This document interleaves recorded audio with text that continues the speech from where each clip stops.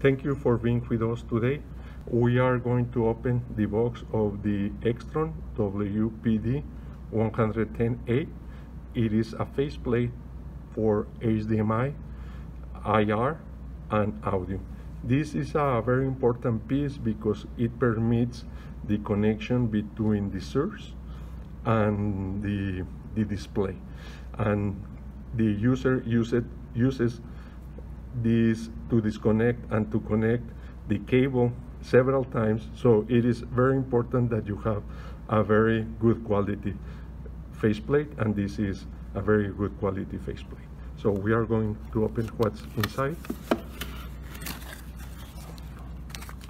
The first thing that we see is the manual.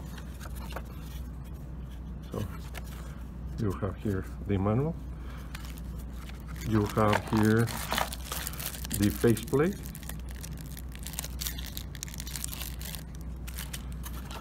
the frame,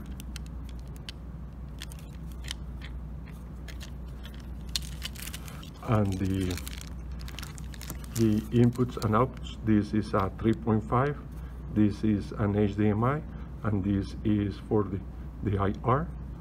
So you can see here, and then it comes to an HDMI.